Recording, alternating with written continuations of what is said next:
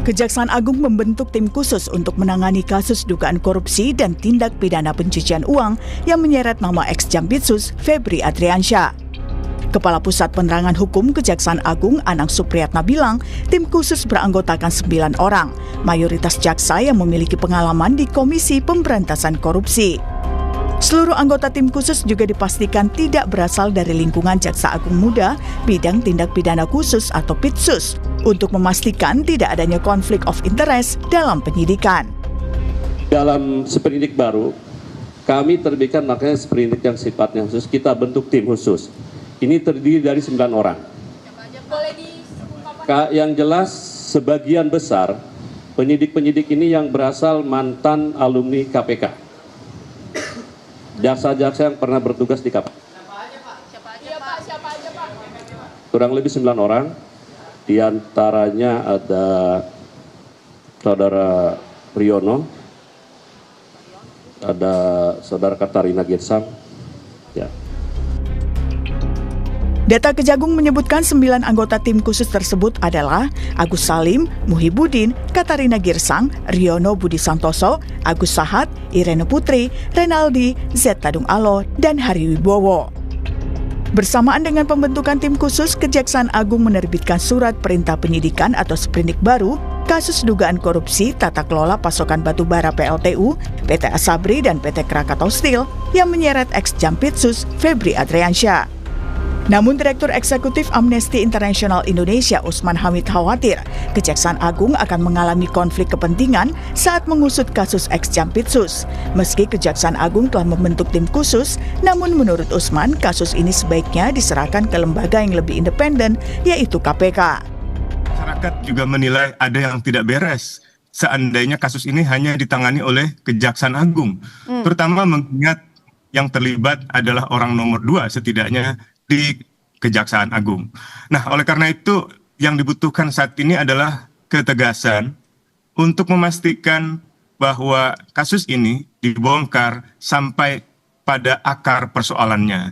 Jadi misalnya, kalau memang keterlibatan Jampitsus ini sudah tidak lagi bisa dibantahkan, segera tahan dan sebaiknya Kejaksaan Agung tidak memasuki wilayah ini sehingga akan meragukan kepercayaan masyarakat karena konflik kepentingan.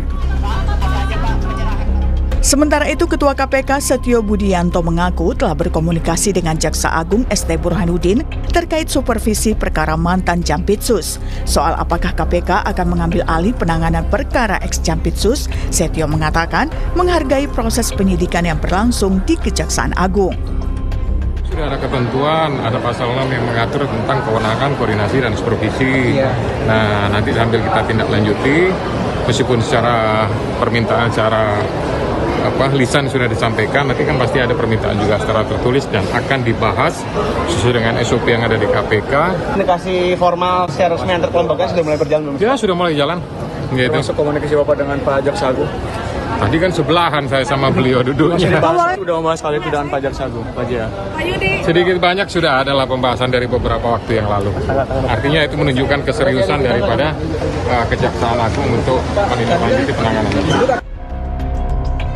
Lalu apakah dengan sprindik baru dan pembentukan tim khusus dapat membongkar 3 kasus yang melibatkan mantan Jampitsus Febri Adriansyah?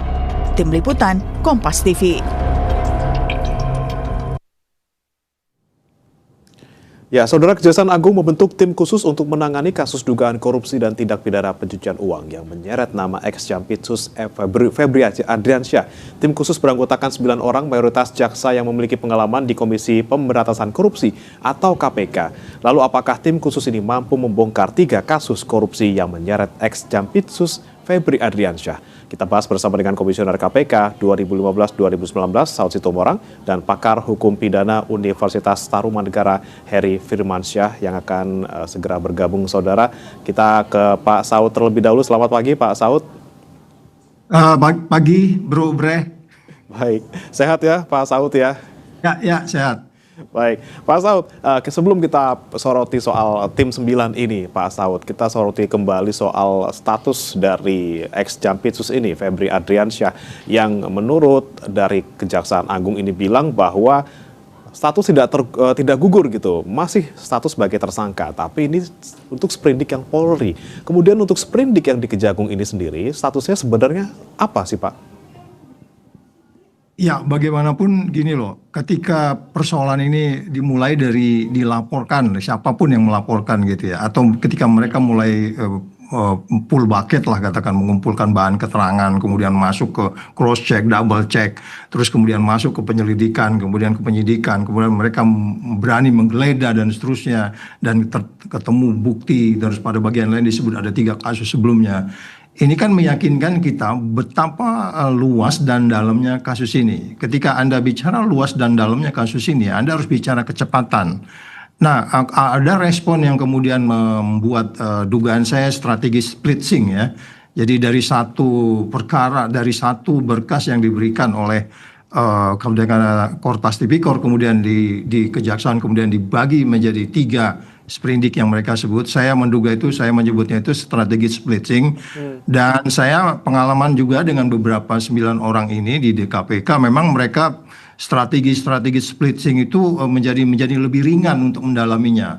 Pada titik ini kita percaya 9 orang ini firm untuk menyelesaikan ini. Strategi splitsing itu menunjukkan betapa dalamnya, betapa luasnya kasus ini, tempus delicti dan seterusnya, yang meyakinkan kita untuk sementara waktu kita bisa melihat akan ada perkembangan ke depan, untuk kemudian kita bisa melihat siapa-siapa lagi yang harus bertanggung jawab secara vertikal dan horizontal di dalam case ini. Jadi people change, orang bisa berubah, tapi saya masih menitikkan beberapa harapan untuk kemudian 9 orang ini bekerja dengan strateginya. Nanti kemudian akan muncul, pasti akan ada sprindik lain lagi, keyakinan saya. Mereka pengalaman di kasus-kasus yang pelik ya. Saya nggak usah menyebut beberapa kasus yang mereka tangani di KPK ketika saya di sana, tapi saya melihat mereka punya naluri yang kuat untuk kemudian sebagai penuntut, yang kemungkinan bisa meyakinkan kita bahwa ini akan diselesaikan sehingga hukum menjadi pasti, hukum menjadi adil, hukum menjadi lebih bermanfaat. Akan tetapi sekali lagi, karena saya mengatakan orang bisa berubah dari waktu ke waktu, yang paling aman adalah bagaimana KPK terus mensupervisi ini sehingga kemudian dalam hal ada terjadi hal-hal yang meragukan sehingga mereka dapat sesuai kewenangan Undang-Undang 19 2019 itu diminta tidak diminta, KPK berwenang mengambil alih ini karena ini melibat di pasal 11 itu melibatkan aparat penegak hukum. Gitu sementara, Bre. Oke. Pak Saud, berarti kalau Anda melihat 9 orang ini menurut Anda selain mungkin secara kemampuan, secara profesionalitas juga mumpuni, tapi terkait dengan bagaimana dia independen ataupun mungkin tidak memiliki afiliasi dengan FA, seperti apa, Pak? Ya, itu keraguan utamanya di situ, gitu ya. Itu yang kita sebut selama ini sebagai jeruk makan jeruk itu ya. Kalau dari sisi knowledge, pengalaman, integrity di masa lalu kita nggak ada ragu. Ada beberapa kasus yang pelik yang menurut saya ketika rapat di KPK itu bagaimana mereka mengeluarkan jalan pikirannya. Saya yakin bahwa mereka akan bisa perform di sini sehingga kemudian yang saya sebut tadi kedalaman dan keluasan kasus ini bisa secara cepat mereka selesaikan. Jangan lupa ini ada kaitan dengan posisi negara kita yang indeks persepsi korupsi 34. Berapa bulan lagi ke depan itu akan diumumkan indeks persepsi korupsi baru. Harapannya pemerintahan Prabowo ini bisa mengangkat indeks persepsi korupsi itu.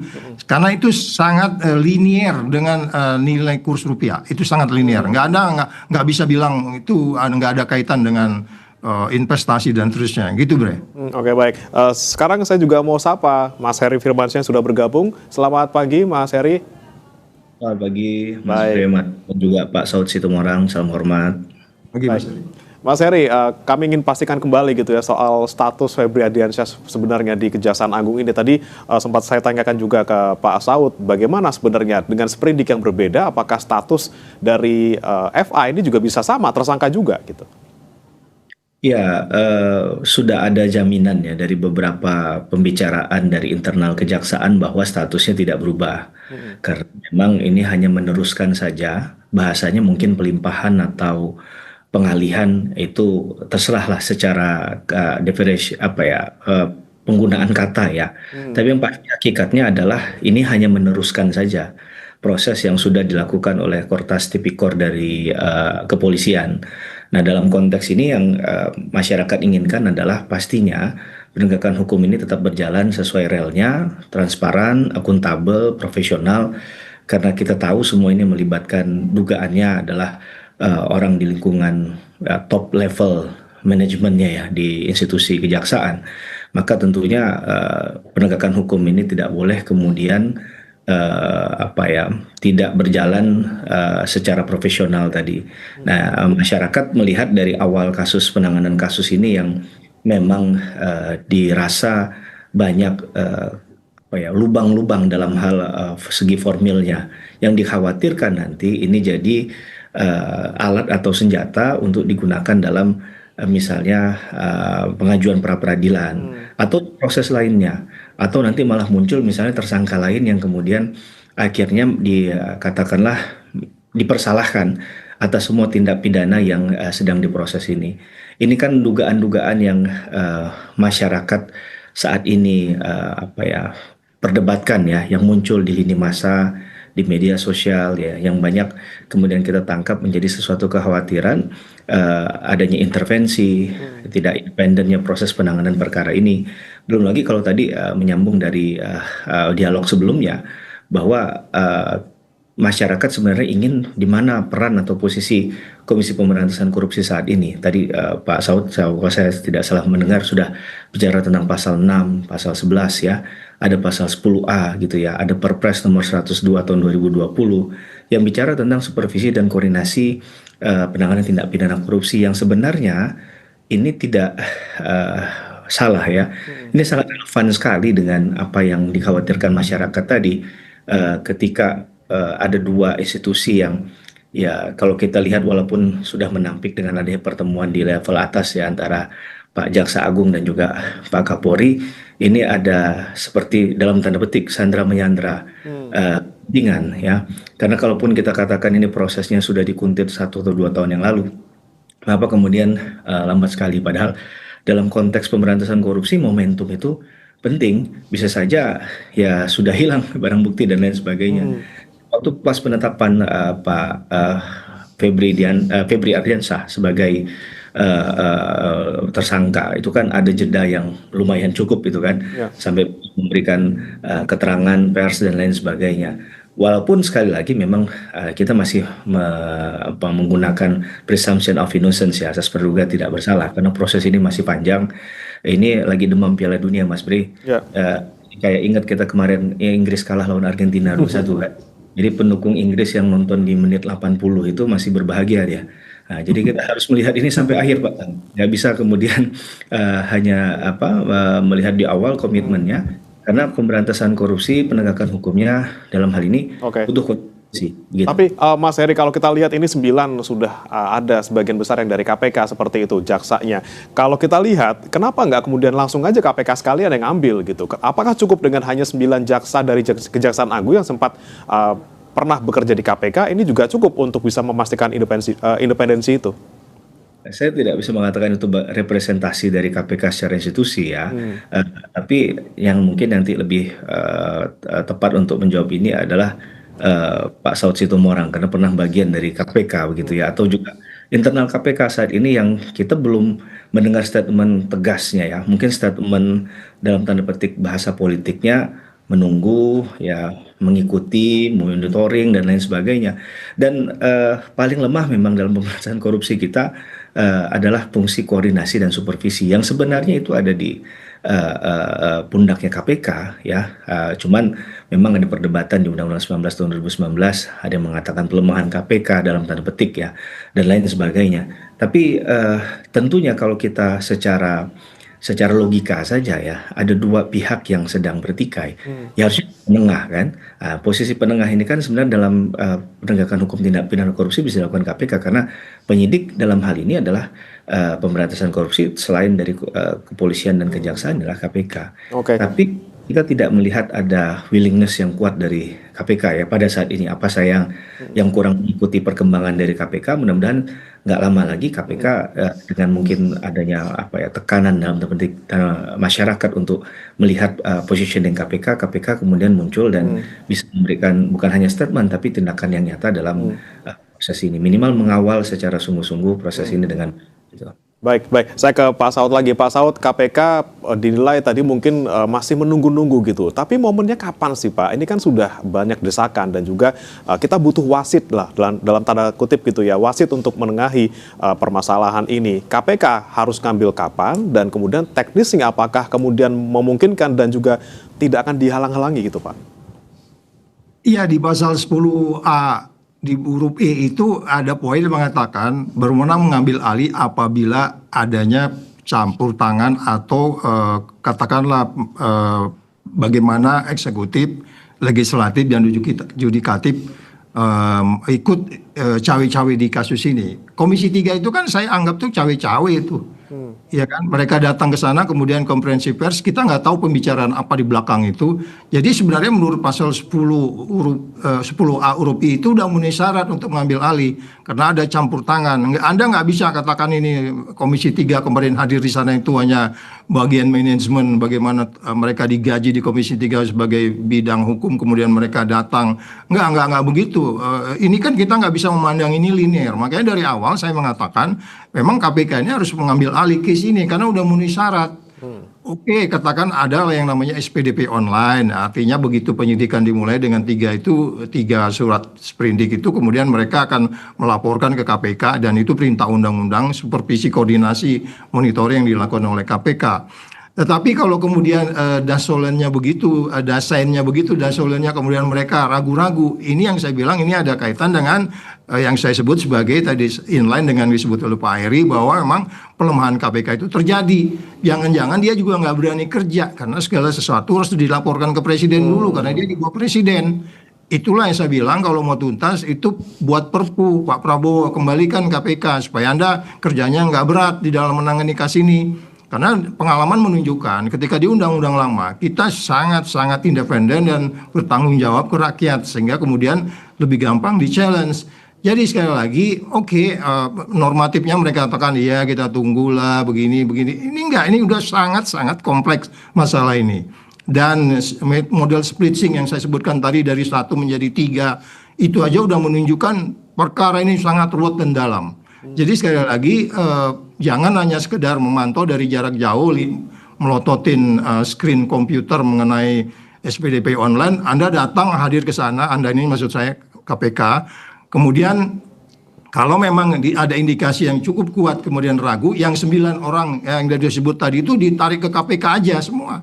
Jadi semua berkas nggak usah menangani dari awal lagi. Jadi itu strategi yang lebih baik saya pikir. Tapi seperti Mas Heri tadi bilang, kita tunggu, ini belum final, goal terakhirnya kita lihat. Tetapi kan kesimpulan saya secara keseluruhan, how to govern, ya bagaimana mengatur ini, kemudian ini penuh resiko.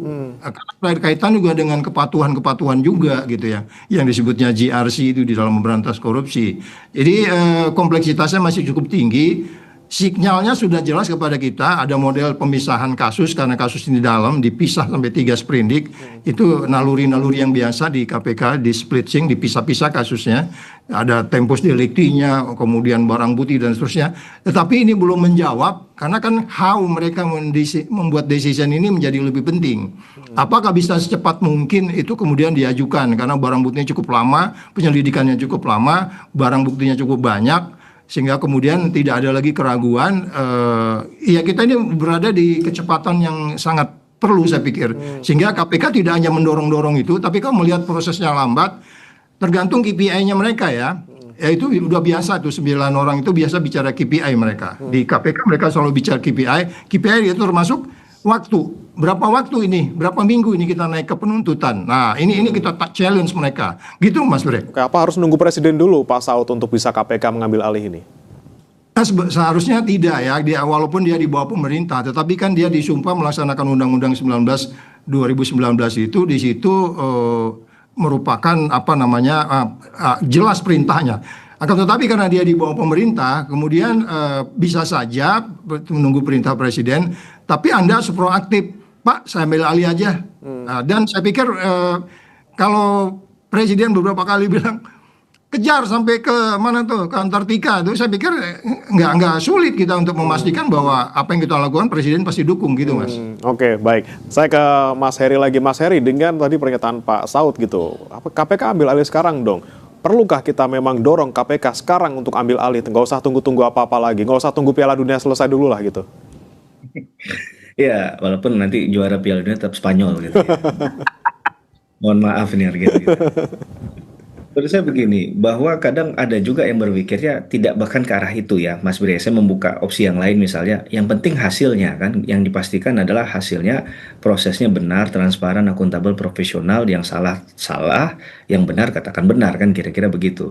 Tapi untuk melihat situasi semacam ini ya, ada tanggung jawab moral dan dalam hal penegakan hukum juga oleh KPK. Ya tadi saya katakan harusnya tidak menunggu tapi jemput bola kan. Nah yang kalau kita mau melihat kan adalah eksistensi KPK dalam konteks pertanyaan Mas Bre tadi kan, dan juga tarik KPK. Jangan sampai nyata tadi pernyataan ada pelemahan berdasarkan undang-undang itu sehingga KPK mulai tersandra dalam tanda petik ya, tidak berani untuk melakukan kerja-kerja pemberantasan korupsi yang sifatnya tegas dan mendalam. Dan sekarang ada isu yang menarik juga, Mas Bre dan juga Pak Saud ya, ketika misalnya kasus ini akan diungkap secara dalam, ada kekhawatiran nanti akan gonjang-ganjing keamanan akan negara ini akan kemudian juga terusik. Saya nggak tahu ya apakah itu kemudian ada korelasinya dengan keinginan publik dan keyakinan publik bahwa itu sebenarnya nggak ada kaitannya. Ya ini proses penegakan hukum yang biasa saja. Bukankah hukum itu kan menggunakan kata istilahnya adalah setiap orang. Nah, setiap orang itu nggak melihat dari jabatan publiknya siapa dia begitu ya. Karena ya Dewi Keadilan itu kan matanya ditutup, dia nggak perlu melihat pelakunya begitu. Ini yang saya lihat juga pengamatan saya bahwa hal-hal semacam ini yang agak mengusik juga di lingkungan masyarakat ya ketika bicara tentang kasus ini, sehingga akhirnya penyelesaiannya harus dengan hati-hati sekali gitu ya. Hati-hati boleh tapi ada kata sekalinya itu, jadi seakan ini tidak business as usual dalam artian pekerjaan rumah biasa yang dikerjakan oleh penegak hukum, sehingga terlihat banyak lubang di sana. Ada proses prosedural pengalihan dan lain sebagainya, ada keterangan yang dikatakan statusnya saksi kemudian dianulir lagi menjadi tersangka dan lain sebagainya. Ini kan bentuk dari ya kalau bisa dikatakan kepanikan, jadi orang membacanya kok seakan-akan tidak tenang ya dalam menyelesaikan persoalan ini. Karena tadi yang mungkin yang dilihat adalah subjeknya, subjek hukumnya siapa. Padahal untuk bicara dengan kata setiap orang, tidak merujuk pada identitas khusus begitu. Nah, ini harus kita yakinkan juga bagi penegak hukum ke depan, bagi penyidik dan jaksa yang akan menangani perkara ini ya.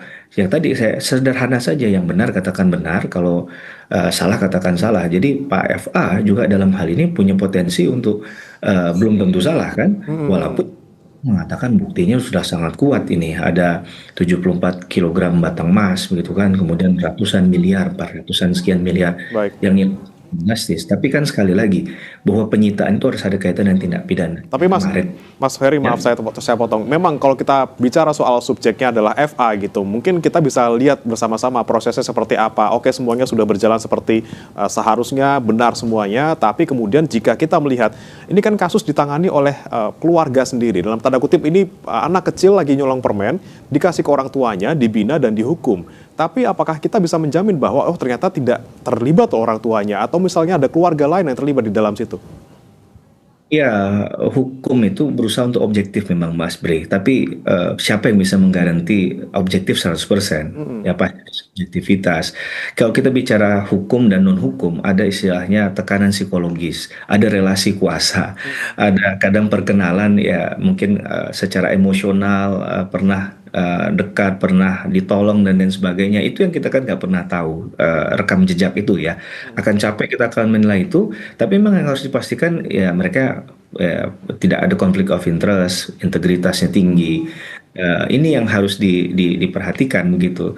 Dan publik akan merasa nyaman kalau ini ada tidak di antara kedua belah pihak yang sudah ya mungkin kita bisa katakan terang-terangan di media itu kan banyak persoalan ya sebelumnya yang muncul bahkan sebelum Pak FA ini ditetapkan menjadi tersangka.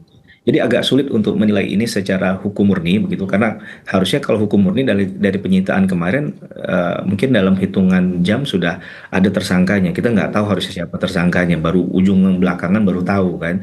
Itu pun lebih tahu media, kita lebih cepat dapat tahunya dari media. Padahal komunikasi ini harus dibangun dari awal oleh pihak penyidik secara cepat.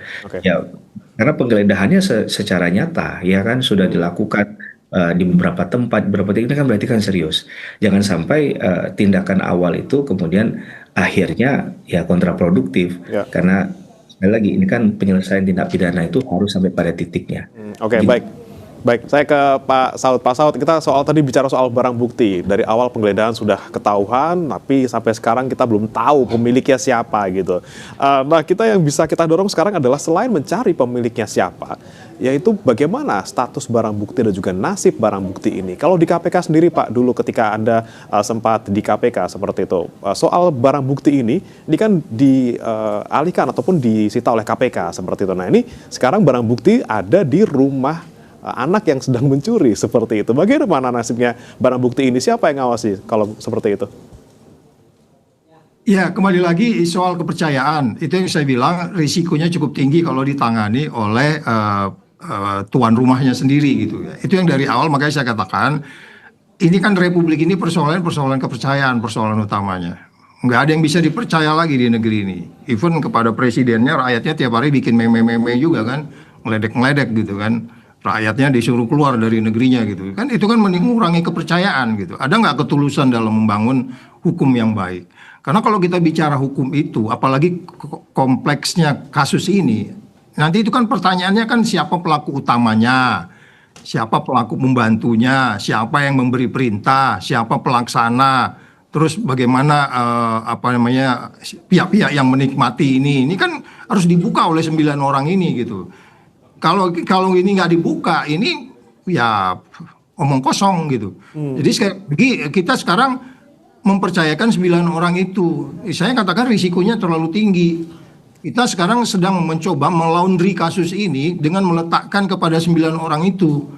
Itu sebelumnya itu saya katakan berisiko. Udah yang 9 orang itu supaya nggak bawa lagi kembali sebagai penyidik, tapi mereka bekerja di bawah koordinasi KPK secara keseluruhan. Nah, ini baru kepercayaannya tinggi nih kalau begini gitu ya. Jadi sekali lagi, tadi kan Mas Heri udah mengingatkan bagi kita. Ini kan kita bicara barang siapa, ya kan? Siapa saja gitu, nggak ada urusan mau siapa, masih aktif kayak bekas siapa kayak tokoh politik. Ya urusannya Indonesia ini kan korupsi itu selalu political corruption, state capture corruption. Ya kan, nggak ada ini berdiri sendiri itu nggak ada. Nah, oleh sebab itu, kalau presiden yang punya naluri yang kuat tentang bahwa ini contoh yang sempurna untuk dijadikan sebuah penyelesaian di pemerintahannya, harus tidak hanya berupa normatif, manggil ya kamu koordinasikan ya kamu baik-baik ya. Pertanyaannya how-nya itu yang nggak bisa kita jawab gitu loh. Jadi sekali lagi kalau umpamanya kemudian ini per hari ini kita diskusinya masih bagaimana bisa membuka case ini menjadi lebih luas, dalam dan cepat, itu juga masih dipertanyakan bagaimana Anda mengerjakannya. Tadi kan Mas Brett bertanya itu barang di sana, oke lah itu masih bisa lah kita katakan barang bukti, tapi nggak bisa juga kita membawa orang ke depan pengadilan dengan baik kalau barang buktinya kemudian terjadi perubahan status. Kemarin kan sudah dibilang itu bukan uang gue, bukan orang lain. Saya khawatir nanti juga 9 orang ini bilang oh iya itu bukan uangnya dia, uang orang lain dititipin di situ gitu kan, susah kita. Karena kaitan dengan bukti-bukti sebelumnya. Kalau ada bukti-bukti sebelumnya kan mungkin Polri bisa bilang enggak, itu kita lihat kok ada transfer, kita lihat kok mereka menyerahkan ada komunikasi. Nah ini yang harus dijelaskan ke publik bahwa mereka memang perform di situ, bahwa mereka sesuai dengan KPI-nya. KPI-nya kalau saya bilang sih kecepatan, ketepatan, keluasan menangani kasus ini, begitu Bre. Oke, baik. Kembali saya ke Mas Heri. Mas Heri tadi, apakah perlu kita kemudian mendorong, 9 orang ini jaksa dari Kejaksaan Agung, tapi kemudian bisa bekerja di bawah koordinasi KPK untuk menangani kasus ini, dan tadi soal barang bukti juga, kita bisa pastikan di dalam rumah di situ tidak diapa-apakan, atau nanti tidak berubah, misalnya kepemilikannya tahu-tahu bukan pemilik yang seperti selama ini kita kira, bukan pemiliknya, bukan yang itu gitu. Ya, yang paling sulit bagian ini adalah memastikan bahwa benar apa yang terjadi sesuai SOP begitu ya, sesuai dengan asas, teori, prinsip hukum yang ada. Karena pelaksananya kan juga manusia kan, dan sayangnya butuh pengawasan berlapis dalam konteks ini. Padahal tadi isunya saya sepakat dengan Pak Asot Sitomorang katakan ada trust issue ketika ini diberikan. Ini kan berarti problem dasar kita dalam berpijak bicara tentang penegakan hukum di negara ini tidak hanya tindak pidana korupsi sebenarnya.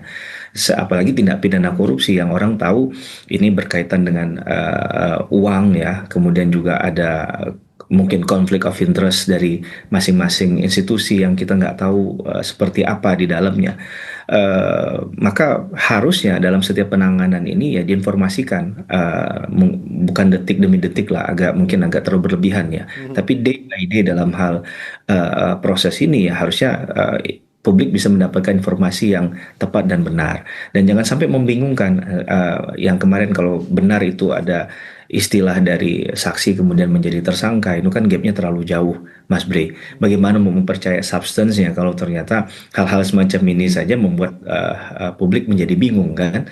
Jadi seakan-akan tidak percaya diri, seakan-akan ragu-ragu, seakan-akan terlalu hati-hati. Nah, ini yang kemudian dibaca publik ada apa? Dan kemudian ya jangan salahkan, akhirnya ada yang berpikir menjurus kepada hal-hal yang negatif misalnya, walaupun belum tentu itu benar gitu. Kita harus percaya bahwa ada orang yang darahnya itu merah putih untuk. Nah, ini akan ya sosok semacam ini yang harusnya mengambil alih dan diberikan kepercayaan untuk menjalankan tugas-tugas yang sangat terhormat ini. Ya, karena kalau kasus ini ditangani oleh orang-orang yang kemudian punya catatan rekam yang tidak baik juga, ya bisa jadi pukulan balik kan. Karena ya ini adalah celah bagi mereka yang dijadikan tersangka untuk melakukan perlawanan tadi. Nah, nanti kemudian ke depan ada pra peradilan dan lain sebagainya, itu pun sudah banyak penilaian dari media dan juga masyarakat yang mungkin tidak akan terjadi, tapi menjaga-jaga jangan sampai ada skenario-skenario yang diselundupkan dalam tanda petik ya perkara ini, karena bisa saja dicoba dengan berbagai macam cara. Kayak kemarin kalau saksi statusnya saksi misalnya itu benar, kemudian tidak ada reaksi dari publik, ya mungkin juga akan terus begitu ya status itu begitu, jadi kayak test the water aja. Maka ini kan perlu juga diperhatikan ya, masyarakat sekarang sudah sangat pintar memahami hal-hal semacam itu yang perlu kita ingatkan. Masyarakat juga sudah walaupun mereka bukan kuliah di Fakultas Hukum ya secara resmi begitu, tapi mereka juga sebenarnya sudah sangat paham dengan hal-hal semacam ini. Jadi kita mengingatkan bahwa mata dan telinga dari proses penegakan hukum ini ada di setiap masyarakat dan harus disampaikan yang benar tadi. Kalau memang tidak salah ya katakan tidak salah. Kalau dia memang salah ya proses sesuai dengan hukum yang berlaku. Dan yang sampai ada konflik of interest-nya, penjabaran konflik of interest sekali lagi Mas Bre yang memang agak sulit begitu ya dalam setiap penanganan tindak pidana korupsi bisa ditemukan begitu. Sebelum kita lihat nanti kasusnya diambil KPK, paling tidak Kejaksaan Agung kalau bisa menjaga kepercayaan masyarakat, berikan informasi secara sesering mungkin, seterbuka mungkin agar masyarakat juga percaya bahwa ini akan kasusnya diusut tuntas oleh Kejagung, dan yang paling kita tunggu kapan FA diperiksa ya. Terima kasih Mas Heri Firmansyah, pakar hukum pidana Universitas Tarumanegara, dan juga Pak Asot Sitomorang, Komisioner KPK 2015-2019 sudah bergabung di Sapa Indonesia Pagi. Salam sehat, selamat pagi. Salam sehat. Bang, izin Bang. Saudara jangan beranjak, kami akan kembali dengan informasi. Meski Pertamina sudah memasok 6.600 kiloliter BBM di sejumlah SPBU di Kota Medan, pagi ini antrean masih terjadi.